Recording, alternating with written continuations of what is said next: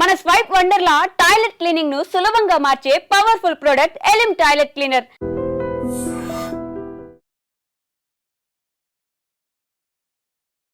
కామంతో కళ్ళు మూసుకుపోయిన ఆ వృద్ధ ఉపాధ్యాయుడు మైనర్ను లైంగికంగా వేధిస్తున్నాడు. అనునిత్యం ఆ పీటీ మాస్టర్ వేధింపులు తాళలేక ఆ పాప ఆత్మహత్య చేసుకోవాలనుకుంది. ఈ విషయాన్ని గమనించిన తల్లిదండ్రులు వెంటనే అలర్ట్ అయ్యారు. స్థానిక పోలీసులకు కంప్లైంట్ ఇవ్వడంతో పోక్సో యాక్ట్ కింద కేసు కూడా నమోదైంది. అయితే ఈ ఘటన మచిలీపట్నంలో వెలుగు చూసింది.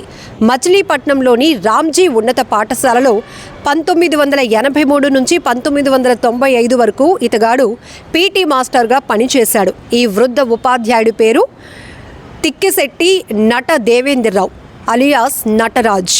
విద్యాబుద్ధులు నేర్పించి పిల్లలకు క్రమశిక్షణ, మంచి భవిష్యత్తు వైపు మార్గం చూపించాల్సినటువంటి ఉపాధ్యాయులే ఇలా పిల్లల పాలిట కీచకులుగా మారుతుంటే వాళ్ళకి ఎక్కడ సెక్యూరిటీ ఉంటుంది, ఎక్కడ వాళ్ళకి భద్రత ఉంటుంది, భరోసా ఉంటుంది?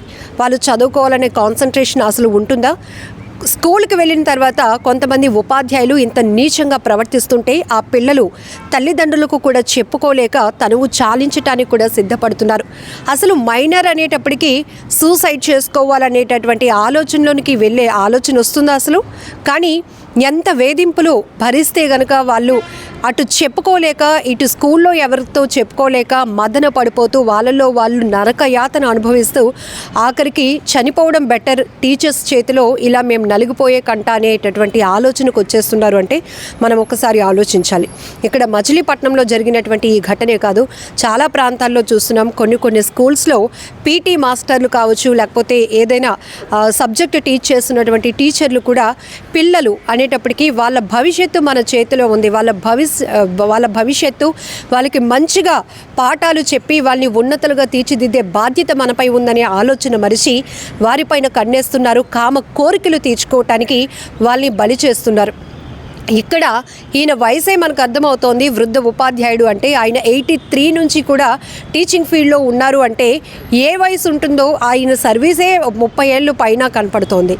మరి అలాంటి వాడు ఎంత బాగా పిల్లల్ని ట్రీట్ చేయాలి? ఒకవేళ వాళ్ళు ఏదైనా ఇబ్బందులు పడితే వాళ్ళకి నచ్చ చెప్పడము, ఫ్యూచర్ అంటే ఇలా ఉంటుంది, మీరు బాగా చదువుకుంటే మంచి ప్లేస్కి వెళ్తారు, మంచిగా సెటిల్ అవుతారు ఫ్యూచర్లో అని చక్కగా ఒక మోటివేషన్తో పాటు మంచి టీచింగ్ చెప్పాల్సినటువంటి ఈ వృద్ధ ఉపాధ్యాయులు ఇట్లా పిల్లల పైన వాళ్ళ కామ కోరికలు తీర్చుకోవటానికి ప్రయత్నిస్తున్నారు. అంటే వీళ్ళకి ఆ ధైర్యం ఉండదు, ఇంటికి వెళ్ళి పేరెంట్స్తో కూడా చెప్పుకోలేరు, అలా అని స్కూల్ మానేసే ధైర్యం కూడా ఉండదు అనేటటువంటి దుర్మార్గపు ఆలోచనేగా మీకు ఈ లైంగిక కోరికలకు కారణమవుతోంది. ఇక్కడ ఇలాంటి వ్యక్తులకి మొన్న మనకి తెలుసు, పోలీసులు కొంతమంది రౌడీ షీటర్లకు అరికాళ్ళ ట్రీట్మెంట్ ఇచ్చారు. ఆ అరికాళ్ళ ట్రీట్మెంట్ వీడియో చూసిన ప్రతి ఒక్క నెటిజన్ ఇది పోలీసుల పైన రౌడీ షీటర్లు చేయి చేసుకున్నందుకు మీరు ఇంత బాగా రెస్పాండ్ అయ్యి వాళ్ళని నడి రోడ్డుపై కూర్చోబెట్టి అరికాళ్ళ ట్రీట్మెంట్ ఇచ్చారు. మరి చిన్న పిల్లలపైన, మహిళలపైన, వృద్ధులని కూడా చూడకుండా వాళ్ళపైన కామ కోరికలు తీర్చుకోవటానికి మృగాల్లా పడిపోతున్నటువంటి వాళ్ళని ఎందుకు ఈ తరహాలో వాళ్ళకి ట్రీట్మెంట్ ఇవ్వటం లేదు? ఇలాంటి ఘటనలు రిపీట్ కాకుండా ఉండాలన్నా, అలా అఘాయిత్యాలకు, అత్యాచారాలకు పాల్పడే సాహసం చేయాలన్నా కూడా వాళ్ళు వణుకు పుట్టాలి. ఇలాంటి ట్రీట్మెంట్లు అక్కడ కూడా అప్లై చేయండి అనే అభిప్రాయాలు కూడా వ్యక్తమయ్యాయి. అయితే ఇక్కడ ఎందుకు చెప్తున్నాము అంటే ఆ స్థాయిలో ఇక్కడ స్కూల్లో కూడా, స్కూల్ అంటే ఏంటి, చక్కగా వాళ్ళు పాఠాలు నేర్చుకొని ఇంటికి వెళ్ళి ఇంకా వాళ్ళ ఫ్యూచర్ని డిజైన్ చేసుకుంటారు అని చెప్పి ఒక నమ్మకం, ఒక బాధ్యత, ఒక భరోసాతో ఒక విద్య నేర్చుకుంటారని ప్రతి తల్లిదండ్రులు లక్షల ఫీజు కట్టి మరీ స్కూల్స్కి పంపిస్తుంటే ఇక్కడ స్కూల్స్లో కూడా, కాలేజీల్లో కూడా, హాస్టల్స్లో కూడా ఈవెన్ పిల్లలకి భద్రత లేకపోతే ఇంకా తల్లిదండ్రులు ఏం చేయాలి? ఇంట్లోనే కూర్చోబెట్టుకొని వాళ్ళే చదువు చెప్పుకునే పరిస్థితులు వచ్చేస్తాయేమో అని భయం వేస్తోంది. ఇప్పుడు ప్రతి స్కూల్లో కూడా గుడ్ టచ్, బ్యాడ్ టచ్, ప్రతి పిల్లలకి దీనిపైన అవగాహన చాలా అవసరం. ఎందుకంటే ఏ మనిషి ముసుగులో ఉన్నటువంటి కొంతమందిలో మృగత్వం, ఆ క్రూరత్వం బయటపడుతుందో తెలీదు. సొసైటీలో ఉన్నాం, మనం మనుషులం, ఒక బాధ్యతాయుతమైనటువంటి వృత్తిలో ఉన్నాం, టీచర్ పోస్ట్లో ఉన్నాం, మనం చాలామందికి ఆదర్శంగా ఉండాలి, మనల్ని చూసి పిల్లలు చాలా నేర్చుకుంటారు అనేటటువంటి కనీస విజ్ఞత మరిచి చాలా దారుణంగా ప్రవర్తిస్తున్నటువంటి కొంతమంది కీచక ఉపాధ్యాయుల్ని కఠినంగా శిక్ష అయితే విధించాలి ఖచ్చితంగా. ఎందుకంటే ఇక్కడ ఒకరిని చూసి ఒకరు, ఇంకొక ఘటన చూసి మరొకరు ఖచ్చితంగా ఒక ప్యానిక్లోనికి వెళ్ళిపోతారు. తల్లిదండ్రులు ఇలాంటి ఘటనలు చూసినప్పుడు ఒక రకమైనటువంటి ఇన్సెక్యూరిటీ బిల్డ్ అవుతుంది. పిల్లలకి స్కూల్లో కూడా భద్రత లేకపోతే ఎలా అని చుట్టూ బోల్డ్ యాంబియన్స్ క్రియేట్ చేస్తున్నాం. మా స్కూల్ ప్రత్యేకతలు ఇవ్వంటున్నాం, సీసీ కెమెరాలు ఉన్నాయంటున్నాం, నిరంతరం టీచర్లు, ఉపాధ్యాయులు, మేనేజ్మెంట్ పర్యవేక్షణ అంటున్నాం. బట్ కొన్ని స్కూల్స్లో ఏమవుతుంది ఈ పర్యవేక్షణ, అసలు ఏం జరుగుతుందో తెలీదా? గతంలో కూడా ఈతగాడు, ఈ కీచక ఉపాధ్యాయుడు, ఈ వృద్ధ ఉపాధ్యాయుడు కొంతమంది టీచర్స్ని కూడా ఇలానే లైంగికంగా వేధించినట్లు కూడా వెలుగులోనికి వచ్చింది. ఇప్పుడు మైనర్పై లైంగిక వేధింపులకు పాల్పడటం, ఆ అమ్మాయిని సెక్సువల్గా హింస పెట్టడం, ఒత్తిడి తేవటంతో ఆ అమ్మాయి సూసైడ్ చేసుకోవడానికి కూడా వెనకాడలేదు. ఈ నేపథ్యంలోనే పేరెంట్స్ ఇక్కడ అలర్ట్ అయ్యారు కాబట్టి సరిపోయింది. ఆమెను వెంటనే ఓదార్చి పోలీసులకి కంప్లైంట్ ఇచ్చారు. పోక్సో చట్టం కింద కేసు కూడా నమోదైంది. ఒకవేళ తల్లిదండ్రులు దాన్ని గమనించకపోతే ఒక ప్రాణం పోయి ఉండేది కదా ఇలాంటి దుర్మార్గపు టీచర్ వల్ల. ఇక్కడ మనం ఒకటి గమనించాలి, ఎక్కడ ఘటన జరుగుతుంది అనేది పక్కన పెట్టండి. ఇలాంటివి రిపీట్ కాకుండా ఉండాలి అంటే ఎక్కడ సిస్టంలో ఆ కరెక్షన్ ఎక్కడ జరగాలి, మీ అభిప్రాయాలు కూడా చెప్పండి. దయచేసి గుడ్ టచ్, బ్యాడ్ టచ్ అనేది పిల్లలకి ఇప్పుడు నేర్పించాల్సిన అవసరం చాలానే ఉంది.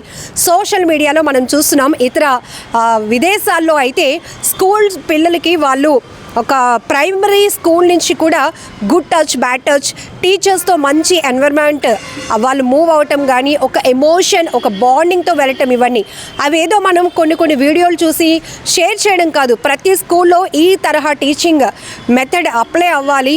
పిల్లల భద్రత కూడా, అక్కడ ఫ్యాకల్టీకి ఎంత అనుభవం ఉందా, మన పిల్లలకి ఏసీ రూమ్లో పెడుతున్నారా లేదా, టీచింగ్ వేస్తున్నారా లేదా అనేది మనకి ఎంత ఇంపార్టెంటో, పిల్లలకి భద్రత ఉందా లేదా అనేది కూడా ప్రతి ఒక్కరూ తెలుసుకోవాల్సినటువంటి బాధ్యత తల్లిదండ్రులపై ఉంది. పిల్లలు ఎక్కడైనా ఇబ్బంది పడుతున్నారా, పిల్లలు ఈ మధ్య ఎందుకు డల్గా ఉంటున్నారు క్లాసులో, అడిగి తెలుసుకునే ప్రయత్నం ఖచ్చితంగా చేయాలి. అలాగే తల్లిదండ్రులు మీరు కూడా గమనించండి, పిల్లల ప్రవర్తనలో ఏదైనా మార్పు వచ్చింది, వాళ్ళ ఈ మధ్య స్కూల్కి వెళ్ళటానికి అయిష్టత చూపిస్తున్నారు, లేదంటే ట్యూషన్కి వెళ్ళటానికి కొంత భయపడుతున్నారు, ఇన్సెక్యూర్గా ఫీల్ అవుతున్నారు, వాళ్ళ ప్రవర్తనలో ఏదో కొంత మార్పు, డల్గా ఉండటం, మూడీగా ఉండటం గమనిస్తే మీరు ప్రేమగా అడిగి తెలుసుకోవడానికి ప్రయత్నించండి. వాళ్ళకున్న సమస్య ఖచ్చితంగా మీతో షేర్ చేసుకుంటారు. ఇక్కడ ఈ పాప కూడా ఖచ్చితంగా ఉపాధ్యాయుడి నుంచి కొన్ని రోజుల నుంచి కూడా లైంగిక వేధింపులు, సెక్సువల్ ఒత్తిడి భరిస్తూ ఉంది అంటే ఆ పాప ప్రవర్తనలో ఖచ్చితంగా మార్పు ఉంటుంది. కానీ తల్లిదండ్రులు మనం బిజీలో పడిపోతున్నాం. పిల్లలు వెళ్తున్నారు కదా స్కూల్కి, వస్తున్నారు కదా, ఏదో తింటున్నారు కదా, మళ్ళీ ట్యూషన్కి వెళ్తున్నారు కదా అని కాకుండా వాళ్ళ బిహేవియర్ కూడా మనం మానిటరింగ్ చేసుకోవాలి, పర్యవేక్షించుకోవాల్సిన బాధ్యత. ఎందుకంటే మన పిల్లల బాధ్యత మనదే కాబట్టి వాళ్ళు ఎలా ఉన్నారు, యాక్టివ్గా ఉన్నారా, ఫ్రెండ్స్తో ఎలా ఉంటున్నారు, ఇంట్లో ఎలా ఉంటున్నారు, స్కూల్కి వెళ్ళటానికి ఇష్టపడుతున్నారా, ఫ్రెండ్స్తో ఎలాంటి ఫ్రెండ్షిప్ వాళ్ళు చేస్తున్నారు, లేకపోతే బయటకు ఆడుకోవడానికి వెళ్తున్నామో అన్నారు, ఎంతసేపు వెళ్ళారు, ఎవరితో వెళ్ళారు, ఎక్కడికి వెళ్ళారు, ఇలాంటి మానిటరింగ్, ఒక పర్యవేక్షణ అనేది మన బాధ్యతే.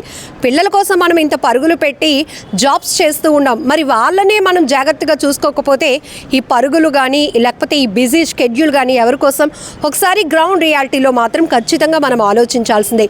సో మచిలీపట్నంలో వెలుగు చూసిన ఈ కీచక వృద్ధ ఉపాధ్యాయుడిని కూడా కఠినంగా శిక్షించాలని ప్రతి ఒక్కరు కూడా డిమాండ్ చేస్తున్నారు. ఇప్పటికీ కుటుంబ సభ్యులు కూడా పోలీస్ స్టేషన్లో కంప్లైంట్ కూడా ఇవ్వడం జరిగింది. అతగాడిపై పోక్సో యాక్ట్ కూడా నమోదైంది. కాకపోతే అతను వెల్ సెటిల్డ్గా తెలుస్తోంది. ఈ కుటుంబానికి మధ్య ఒక రాజీ కుదుర్చాలనేటటువంటి ప్రయత్నాలు కూడా జరుగుతున్నట్టుగా వార్తలు వినపడుతున్నాయి.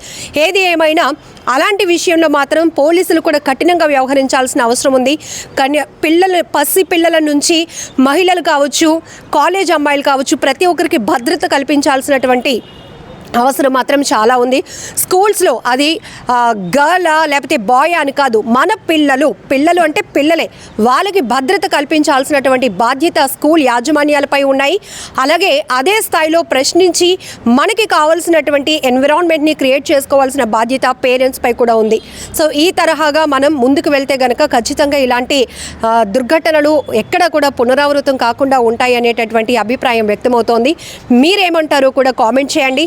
మీ ప్రాంతంలో కావచ్చు, ఈ మధ్య కాలంలో మీడియాలో వస్తున్నటువంటి వార్తల్లో కూడా మీరు చూస్తున్నారు, కొంతమంది కీచక ఉపాధ్యాయులు వాళ్ళ కామ కోరికలు తీర్చుకోవడానికి పిల్లలపై కన్నేస్తున్నారు, వాళ్ళని టార్గెట్ చేస్తున్నారు. కొన్ని ట్యూషన్స్లో, స్కూల్స్లో చూస్తాం, నేను చెప్పిన మాట వినకపోతే కనుక నిన్ను పాస్ చేయను అనేటప్పటికీ పిల్లలు నేను పాస్ అవ్వకపోతే పేరెంట్స్ ఏమనేస్తారు అని చెప్పి వాళ్ళు అక్కడ లోబడటం కూడా కొన్ని సందర్భాల్లో చూస్తున్నాం. కానీ మైనర్లను కూడా వదలటం లేదే. ఇలాంటి ఘటనలపై మీరు ఎలా రియాక్ట్ అవుతారో కామెంట్ బాక్స్లో మెన్షన్ చేయండి. నిజంగా ప్రస్తుతం ఉన్నటువంటి సమాజం దేనికి ప్రయారిటీ ఇస్తుంది? ఆర్థిక సంబంధాల చుట్టూ మాత్రమే తిరుగుతోంది. మళ్ళీ ఎన్నికలంగానే చాలా విరక్తి కలుగుతున్నాం. మంచి అనిపిస్తుంది కదా, లేడీస్ కూడా ఛాలెంజింగ్ జాబ్స్ చేసినప్పుడు చాలా బాగుంటది. ట్రాఫిక్ అసిస్టెంట్స్ గా నియమించిన ట్రాన్స్జెండర్స్ అందరితో సాల్యూట్ చేయించుకుంటున్నారు. ఫుడ్ డెలివరీ ఇవ్వటానికి వెళ్ళినటువంటి డెలివరీ బాయ్ అనిల్ పై కళ్ళ ముందు పెళ్ళండి